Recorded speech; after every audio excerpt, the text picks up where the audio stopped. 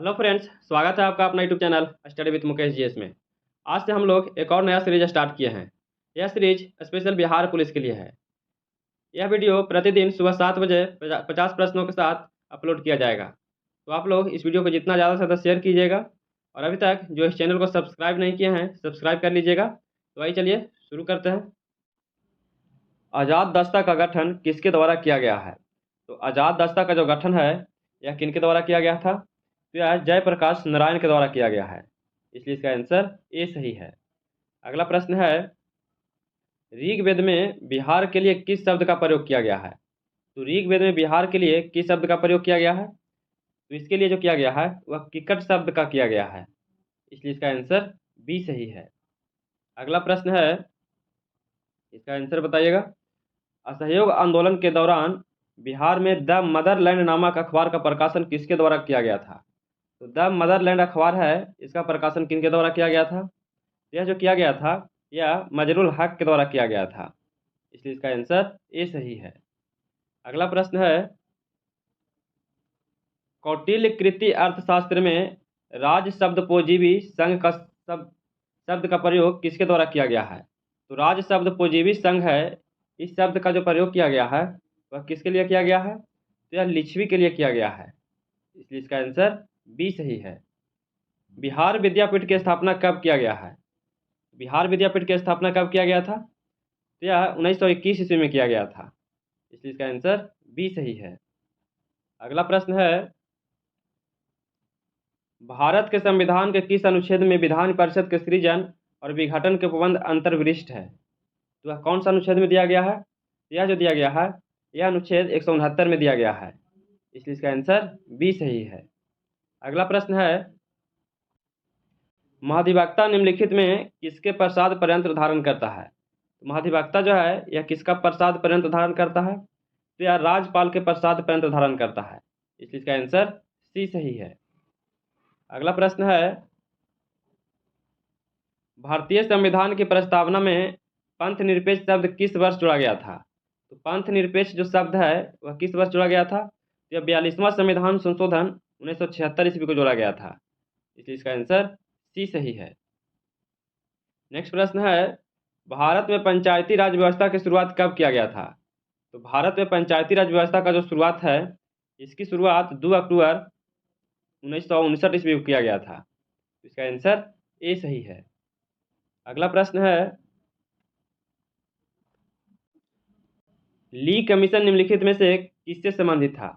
तो ली कमीशन जो है यह जो संबंधित था यह भारतीय सिविल सेवा से संबंधित था, इसलिए इसका आंसर ए सही है। अगला प्रश्न को देखते हैं, इसका आंसर बताइएगा। भारत सचिव का पद निम्नलिखित में से किसके द्वारा बनाया गया था? तो भारत सचिव का जो पद है यह किसके द्वारा बनाया गया था? तो 1858 का भारत शासन अधिनियम के द्वारा यह बनाया गया था, इसलिए इसका आंसर सी सही है। नेक्स्ट प्रश्न है, भवानी मंदिर की रचना किसके द्वारा की गई थी? तो भवानी मंदिर की जो रचना है यह अरविंद घोष के द्वारा किया गया था, इसलिए इसका आंसर ए सही है। नेक्स्ट प्रश्न है, निम्नलिखित में से किसने भारत में अंग्रेजी शिक्षा की नींव डाली थी? तो भारत में अंग्रेजी शिक्षा का जो नींव डाला गया था वह 1813 का चार्टर एक्ट के द्वारा डाला गया था, बिल्कुल सही है। General committee of public infrastructure 1823 के द्वारा डाला गया था, ये भी सही है। प्राच्यविद एवं आंग्लविद विवाद था, तो ये भी सही है। तो इसका आंसर जो है सभी सही है, इस प्रकार से इसका आंसर डी सही है। 1, 2 और 3 सही दिया गया है। अगला प्रश्न है, फिनिक्स फॉर्म की स्थापना किस व्यक्ति द्वारा किया गया था? तो फिनिक्स फॉर्म की स्थापना किनके द्वारा किया गया था? यह महात्मा गांधी के द्वारा किया गया था, इसका आंसर ए सही है। हिंदू महासभा की स्थापना कब हुआ था? तो हिंदू महासभा की जो स्थापना है इसकी स्थापना 1915 ईस्वी में किया गया था, इसलिए इसका आंसर बी सही है। अगला प्रश्न है, निम्नलिखित में से किनका संबंध हमारे राष्ट्र ध्वज के डिजाइन से है? तो हमारे राष्ट्र ध्वज के डिजाइन से जो संबंध है वह किनका संबंध है? तो यह पिंगली वेंकैया का संबंध है, इसका आंसर ए सही है। इन्हीं के द्वारा राष्ट्रीय ध्वज का डिजाइन दिया गया था। अगला प्रश्न है, निम्नलिखित में से वैदिक साहित्य का सही क्रम कौन सा है? तो वैदिक साहित्य का जो सही क्रम है वह कौन सा है? तो वैदिक संहिताएं, ब्राह्मण, आरण्यक, इसके बाद उपनिषद हो जाएगा। इस प्रकार से इसका आंसर बी सही है। अगला प्रश्न है, निम्नलिखित में से कौन सी लिपियां अशोक के अभिलेखों में प्रयुक्त है? तो कौन सा जो लिपि है वह अशोक के अभिलेख से प्रयुक्त है? तो इसमें ब्राह्मणी, खरोष्टी और आर्मेयिक, यह तीनों जो लिपियां हैं यह अशोक के अभिलेख से संबंधित है। तो इसका आंसर बी सही है। सूची 1 के साथ सूची 2 को सुमिलित करना है। एक तरफ लेखक दिया गया है, एक तरफ रचनाएं दिया गया है।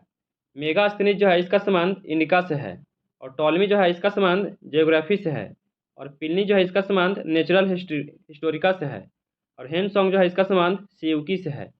इस प्रकार से इसका आंसर सी सही है। अगला प्रश्न है, किस काल में सर्वप्रथम कृषि उत्पादन शुरू हुआ था? तो कृषि उत्पादन का जो शुरुआत हुआ था वह किस काल में हुआ था? वह नवपाषाण काल में हुआ था। इसका आंसर बी सही है। अगला प्रश्न है, शेर शाह और अकबर के बीच भू राजस्व प्रशासन के संबंध में कौन सा व्यक्ति संबंधित था? तो शेर शाह और अकबर के बीच में भू राजस्व प्रशासन से जो संबंधित व्यक्ति था वह कौन व्यक्ति था? तो वह टोडरमल था। इसका आंसर डी सही है। अगला प्रश्न है, सिक्कों पर टकसाल का नाम लिखवाने एवं अपनी छवि अंकित कराने की प्रथा किसने शुरू किया था? यह जो है प्रथा किसके द्वारा शुरू किया गया था? यह जहांगीर के द्वारा किया गया था। इसलिए इसका आंसर सी सही है। नेक्स्ट प्रश्न है, चोल साम्राज्य की स्थापना किसने किया था? तो चोल साम्राज्य की जो स्थापना है यह किसके द्वारा किया गया था? तो यह विजयालाल के द्वारा किया गया था। इसका आंसर सी सही है। अगला प्रश्न है, इसका आंसर आप लोग बताइएगा। इनमें से किस राज्य में अरावली की पहाड़ियां हैं? जो अरावली की जो पहाड़ियां हैं वह किस राज्य में स्थित है? वह राजस्थान में है। इसका आंसर ए सही है। निम्नलिखित में कौन सी भू आकृति का निर्माण नदी की अपर्दन क्रिया से होता है? तो नदी की अपर्दन क्रिया से होता है वह किसका निर्माण होता है? तो गार्ज का होता है। इसका आंसर ए सही है। अगला प्रश्न है, निम्नलिखित में से कौन सा बलित पर्वत उदाहरण नहीं है? तो बलित पर्वत का जो उदाहरण इसमें किसका नहीं है? तो रॉकी जो है और एंडीज है और हिमालय, ये तीनों जो है वह बलित पर्वत का उदाहरण है। इसमें से पूछा जा रहा है कौन नहीं है? तो सियरा नेवेदा जो है यह बलित पर्वत नहीं है। इसलिए इसका आंसर डी सही है। अगला प्रश्न है, दलहन तथा तिलहन में सर्वाधिक उत्पादन करने वाला राज्य कौन है? तो दलहन और तिलहन में सर्वाधिक जो उत्पादन करने वाला राज्य है वह मध्य प्रदेश है। इसका आंसर ए सही है। अगला प्रश्न है, निम्नलिखित में से किस देश में ग्रेट स्लेव झील स्थित है? तो ग्रेट स्लेव जो झील स्थित है वह किस देश में स्थित है? तो वह कनाडा में है। इसका आंसर डी सही है। अगला प्रश्न है, निम्न में किस गोलार्ध में हम्बोल्ट जलधारा बहती है? तो हम्बोल्ट जलधारा जो बहती है यह किस गोलार्ध में बहती है? यह दक्षिणी गोलार्ध में बहती है। इसका आंसर डी सही है। चुक्सी सागर निम्नलिखित में से कहाँ स्थित है? तो चुक्सी जो सागर है यह आर्कटिक महासागर में स्थित है। इसका आंसर डी सही है। अगला प्रश्न है, इसका आंसर बताइएगा। सुदूर दक्षिण में स्थित लैंडलॉक देश कौन सा है? तो सुदूर दक्षिण में स्थित लैंडलॉक जो देश है वह कौन सा देश है? तो वह लेथोसो है। लेथेसो जो है वह दक्षिण में स्थित है। तो इसका आंसर सी सही है। अगला प्रश्न है, किलिमंजारो पर्वत किस देश में स्थित है? तो किलिमंजारो जो है यह तंजानिया में स्थित है। इसका आंसर सी सही है। अगला प्रश्न है, पोलर सिल्क रोड निम्नलिखित में से कौन सा देश बना रहा है? तो पोलर सिल्क जो रोड है यह किसके द्वारा बनाया जा रहा है? तो यह चीन के द्वारा बनाया जा रहा है। इसका आंसर बी सही है। भारत में कितने राज्य पाकिस्तान के साथ सीमा साझा करते हैं? तो भारत के कितने राज्य है, इसमें से राज्य पूछा जा रहा है सिर्फ। तो कितने राज्य है? तो 3 राज्य है। इसका आंसर बी सही है। अगला प्रश्न है, इको मार्क का चिन्ह क्या प्रदर्शित करता है? तो इको मार्क का जो चिन्ह है यह प्रदर्शित करता है कि लेबल लगाने की व्यवस्था है। लेबल लगाने की व्यवस्था है। तो इसलिए इसका आंसर ए सही है। चिकित्सा के क्षेत्र में गोल्डन आवर इनमें से किससे संबंधित है?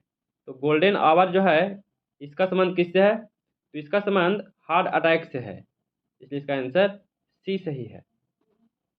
अगला प्रश्न को देखेंगे। एक व्यक्ति दुर्घटना में घायल हो गया है, उसे रक्त समूह की जांच के लिए समय नहीं है, उसे निम्न में से कौन सा रक्त दिया जाना चाहिए? तो उसे जल्दबाजी में कौन सा रक्त देना चाहिए? तो उसे O- देना चाहिए। इसका आंसर डी सही है। जब तक व्यक्ति वृद्ध हो जाते हैं तो सामान्यतः उसका रक्त का दाब क्या होता है?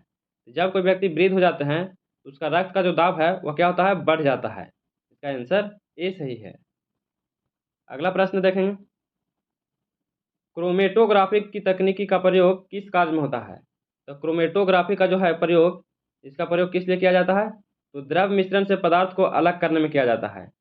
इसका आंसर सी सही है।